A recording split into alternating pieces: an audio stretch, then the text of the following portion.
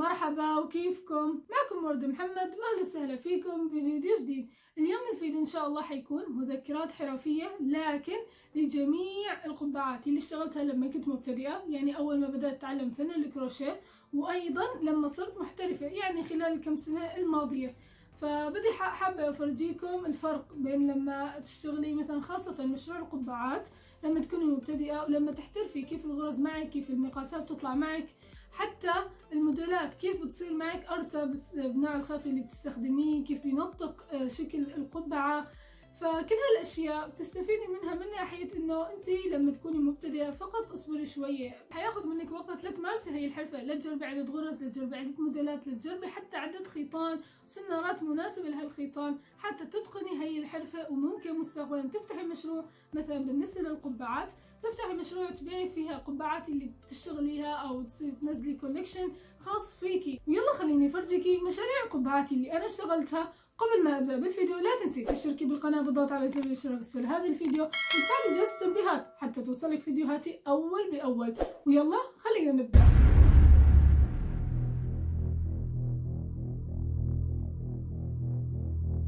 طبعا بالنسبة لأول قبعة اشتغلتها صراحة ما بتذكر مين الأولى مين الثانية مين الثالثة، لكن حفرجيكم كل القبعات.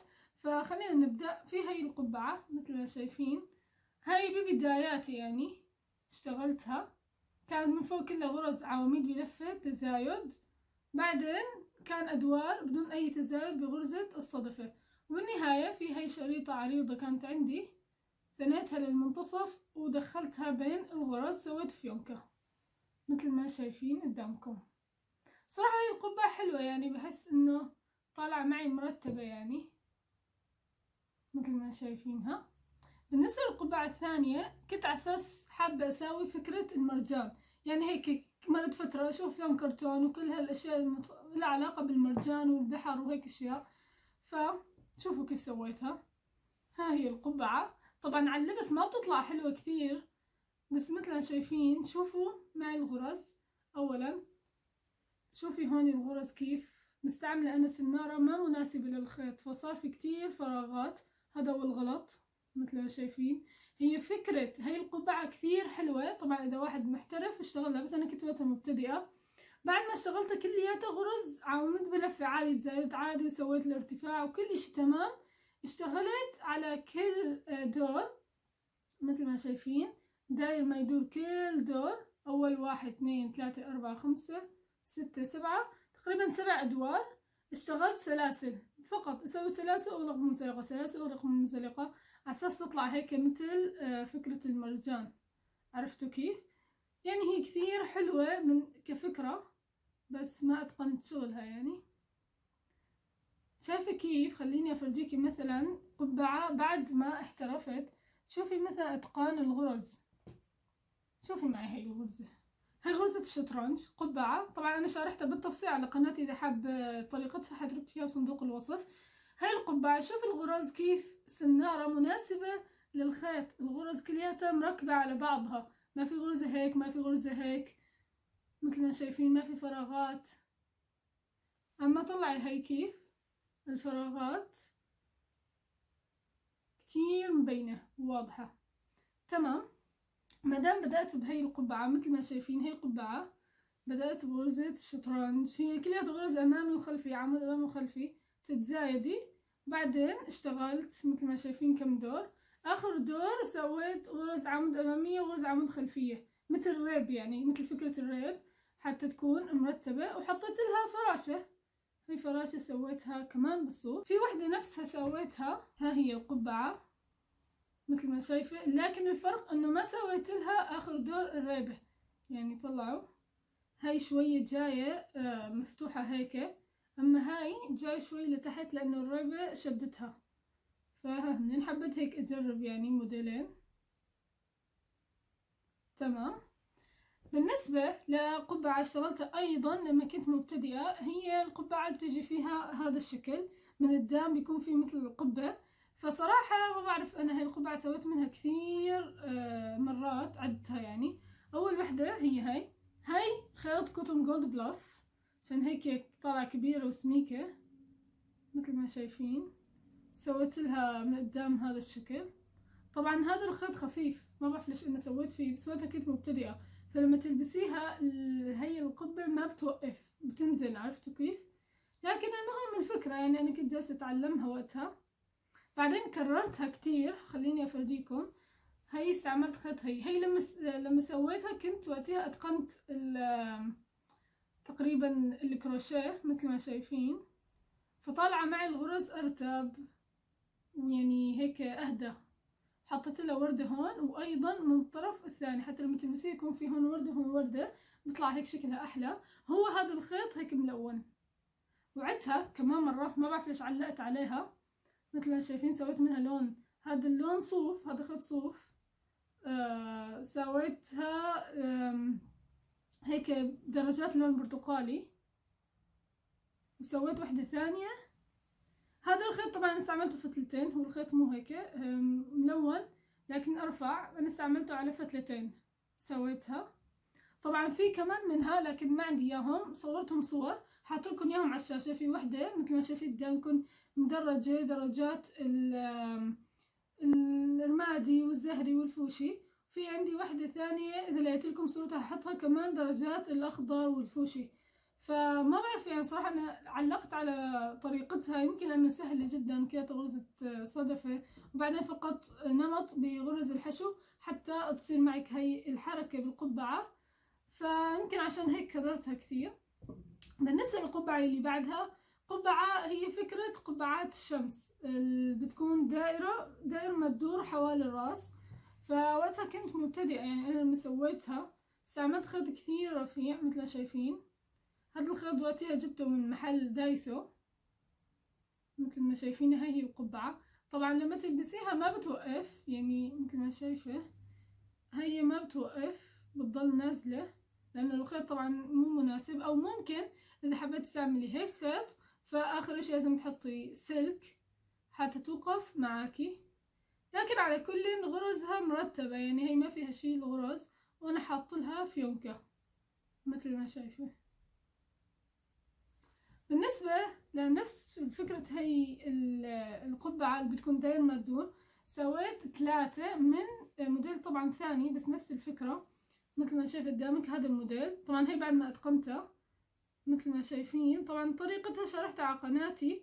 هاي القبعة الحلو فيها، حاطلكم انا صورة لها على جنب، تقدري تحطي عليها زينة اللي بدك اياها. مثلا انا سويتها سودة، فاذا لابسة تياب مثلا في لون احمر بحط لي وردة او شريطة او اي شيء لونه احمر.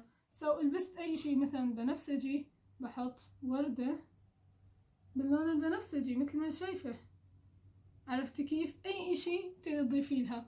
فكثير فكرتها حلوة. في على الشاشة حاط لكم وحدة باللون اللي بس سويتها، حاطة عليها وردة ساتان، هي جاهزة الوردة، عليها ريش وهيك اشياء باللون الخمري. في وحدة كمان باللون الاحمر ححط لكم صورتها كمان كثير حلوة. فطريقتها هي شوي بتاخد وقت لانه فيها الحركة مثل ما شايفين هون وهوني، لكنها يعني ما صعبة، بس تنتبهي لاماكن تثبيت هي الغرز بهالطريقة. وفي قبعة سويتها كمان، خليني افرجيكم اياها. ها هي القبعة، هاي الخيط مثل مخمل هيك ناعم كثير مثل ما شايفين. طبعا في شغلة انا ما عرفت ليه سويتها، شايفين هي كنت على اساس حابة اسوي طربوش، هذا الكرة بتنحط على راسها للقبعة، لكن صراحة هذا الخيط ما بينفع ابدا نسوي فيه انه بتفتت. فسويتها هيك دورين من غرز العمود بلفة حطيتها، بس صراحة ما حلو ابدا، يعني حسيت شوهت المنظر. لو تخيلوا القبعة بهذا الشكل كثير احلى، بس ما بعرف ليش حطيت لها هاي. المهم شو رأيكم فيها؟ سويت معاها مثل ما شايفين هي اللفحة كثير حلو. هو الحلو بهالخيط ناعم جدا. طبعا مرت فترة علي لما كنت صف الثامن، طبعا لما كنت لسه مبتدئة يعني او متوسطة تقريبا، كنت كثير اشتغل قبعات حيوانات. ما بعرف شو خطر على بالي بالضبط، بس كنت دائما اشتغل قبعات حيوانات. اشتغلت باندا، اشتغلت هيلو كتي كثير، يمكن 3 قبعات هيلو كتي، اشتغلت نمر، اشتغلت ضفدع. هاي الباندا صورتها، في هاي الهيلو كتي مثل ما شايفين، هاي لسه عندي. هاي الهيلو كتي سويتها هيك اطرافها من تحت زهري وهاد زهري، وايضا طبعا هي لما كنت مبتدئة يعني مثل ما شايفين الغرز بعيدة عن بعضها، بس المهم الفكرة سويت لها هيك على اساس دانين بتغطي الاذن، وبعدين ربطة. ها هي الربطة. صراحة الخيط اللي استخدمته ححط لكم عندي ورقة هيك علامته، ححط لكم اياها على الشاشة. الخيط كثير ملمسه ناعم وحلو يعني. فشو اسمه، فكنت كثير احب اسوي فيه قبعات لهلو كيتي. في وحدة ثانية، صورة ثانية لقبعة مساوية الفيونكة، والطرف تحت هذا بدال الزهري ازرق، كمان ححط لكم صورتها مثل ما شايفينها. سويت لها على اساس مثل هذولي تبعية القطة. في واحدة تاني صحيح ذكرت مساوي كمان واحدة ميكي ماوس بس مو عندي، وسويت ميني ماوس. لازم سويت ميكي ماوس لازم اسوي ميني ماوس. فالميني ماوس هسه عندي، خليني افرجيكم اياها، شوفوا ما احلاها. لا وفيونكة وحاط لها دوائر على الفيونكة. بالنسبة للقبعات اللي بعد هيك، بتعرفوا فكرة القبعات اللي بتجي مايلة، يعني بيكون هيك شكلها بترتفع وبتلبسيها على المايل مثلا على تسريحة شعر مرتبة. فكنت لما كنت مبتدئة كنت احاول كثير اساوي هالفكرة مثل ما شايفين. طبعا ما عليكم من الغرز والخيطان. ها هي القبعة، وكنت احاول كثير، هي فكرتها هيك تلبس، واحاول كثير اسوي ضيقها وعلى اساس اطولها من هوني حتى البسها بطريقة مايلة، يعني بطريقة حلوة هيك. لكن طبعا كان دايما الطريقة تفشل معي. مثل ما شايفين انا بدأت بغرزة، اتوقع هي الفشارة او المنتفخة، هي المنتفخة مثل ما شايفين، وبعدين بدأت اتناقص بغرز الحشو على اساس اسوي هي الطريقة، لكن ما زبطت معي. فبعدين لما صرت محترفة عدتها مرة تانية، لكن تعلمتها من فيديو اتوقع اجنبي. وبعدين انا شرحتها على قناتي، يعني الشرح موجود بالتوصيل على قناتي. شوفوا ما احلاها، شوفوا دائرة مرتبة الاطراف، شوفوا ما احلاها. طبعا هون سوينا الريب، وهون في حركة مثل ما شايفينها بالغرزة. شوفوا ما احلاها. طبعا هي سويت منها وحدة بالدرجات الازرق والابيض مثل ما شايفة، وحدة ثانية ححط لكم صورتها درجات الزهري وفيها شوية بنفسجي. فهي كتير حلوة. طلعوا اذا مثلا هيك فتحناها. طبعا انا ححط لكم كل الصور هي ملبوسة على ستاند مثل ما شايفين، وتلبس هيك بالمايل كثير بتطلع حلوة. فالحمد لله قدرت اسوي هالفكرة، بس بعد ما اتقنت الكروشيه وعرفت شو الغرز اللي بامكانك تتناقصي فيها بطريقة مرتبة. يعني هون شوفي معي لما تناقصت طبعا كان تناقص ما متساوي، فهيك ما طلعت مرتبة ابدا. طبعا الشغل كله فيه غلط كثير، لكن المهم كنت احاول. يعني هي اهم شيء بدك تحاولي كثير حتى تتقني. في كنت انا قبل فترة كنت ساكنة انا لما كنت صغيرة كنت ساكنة بالامارات، دولة الامارات. فكنا مثلا في عنا عيد الاتحاد بسوي اشياء هيك متعلقة بالعلم، يعني الوان العلم الاسود والابيض والاحمر والاخضر. فسويت قبعة بالالوان مثل ما شايفة. في سويت هي اولا قبعة، خلينا نبدأ. كلياتها غرزة عمود امامية. هون في لها تغطية اذن. طبعا هي كثير سميكة، انا بستخدمها من الخيط كم لفة، مستخدمة من الخيط 4 فتلات بنفس الوقت. ما بعرف ليش سمكتها، يعني معناته بالامارات الجو ما له بارد لهالدرجة. المهم وسويت سويت لها هي الشرشوبات او الحلزونيات، وحطيت لها سلسلة. طبعا هي القبعة يعني لما كنت متوسطة بالكروشيه مش محترفة، يعني لسه مثل ما شايفين اخفاء الخيوط غلط طالعة، الضفرة مو مرتبة. لكن المهم الفكرة، يعني الغرز بصراحة مرتبة جدا مثل ما شايفينها راكبة على بعضها تماما. وهي خليني افرجيكم هاي الغرزة محلاها من جوا. شوفوا، خليني اقلبها. شوفوا معي كيف هاي الغرزة من جوا كيف هيك صايرة مثل ادوار. يعني واحد احب يستخدم هيك غرزة مثل هاي غرزة العمود الامامي والخلفي فبنمط يعني معين، فبامكانك تستخدمي اذا سويتي بلوزة او اي شيء حابة يكون اصلا الوجه هذا، عرفتي كيف؟ يعني تشتغلي على اساس هذا السفل وتخلي هذا الوجه، يعني كموديل مختلف. لكن شوفوا كيف انا طريقة وصل هي طريقة غلط مبينة كل النهايات، لكن لانه كنت لسه يعني بالبداية.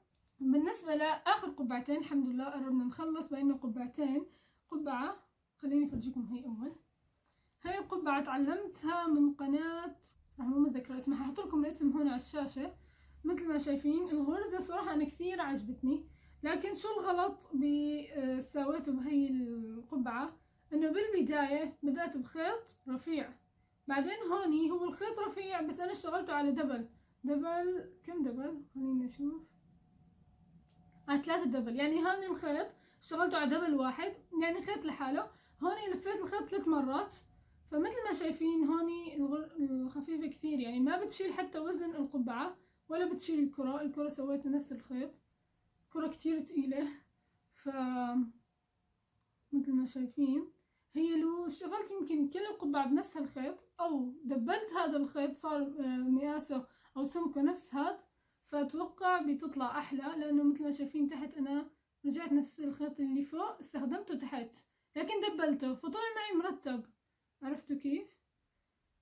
هي مثل شكل ضفرة هيك كبيرة. فكرة القبعة كثير حلوة بس انا غلطت بخيط الفوق. واخر قبعة اشتغلتها هي هاي القبعة مثل ما شايفين. طبعا هاي القبعة كان فكرتها انه ما حيكون في هاي الكرة، وكانت من فوق مفتوحة. يعني كان من فوق انا مركبة مشتغلة الغرز على مطاطة او استيكة، ما بعرف حاسة شو بتسوي، مثل مطاط للشعر بربط الشعر. فانا كنت حاب مساويتها انه في دائرة مفتوحة، فمثلا لما تسوي شعرك كعكة من ورا تلبس القبعة بتطلع الكعكة من برا القبعة. يعني فكرتها كثير حلوة. لكن بعد فترة أنا احتجت ألبس القبعة تكون مسكرة، ففقط خيطها يعني من جوا. فكت خيطت الغرز يعني مع بعض بالإبرة، يعني عادي كأنك عم تسكري قبعة مثل فكرة قبعات تريكو بتسكريهم.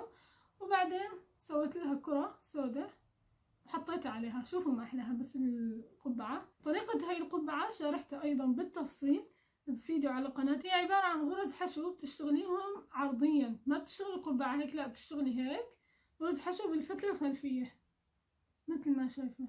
بتزيد الأدوار حتى توصلي لقطر الرأسي اللي بدك تسويه القبعة، يعني المقاس. وبهيك بكون وصلت لنهاية الفيديو وفرجتك كل القبعات اللي اشتغلتها. بتمنى فكرة انه اذا كنتي مبتدئة ما في مشكلة، بامكانك شوي شوي مع الوقت تصيري محترفة وتتقنيها. ما تستعجلي على فتح المشروع وتبدأي فورا تبيعي، لانه بالنهاية هذا عمل يدوي. يعني المشاريع اللي بدك تشتغليها لما بدك توصليها للناس هاي يعني مثل اسمك بالسوق. عرفتي كيف؟ لما تكوني محترفة شغلك متقن فبصير الناس بيحكوا بيوصوا بعض هي شغلة متقن. اما هي مثلا شغلها لسه مبتدئة لسه ما احترفت، في بعض الاخطاء احيانا مثلا بالغسيل بيطلع الخيوط خفي الخيوط مثلا طريقتها غلط.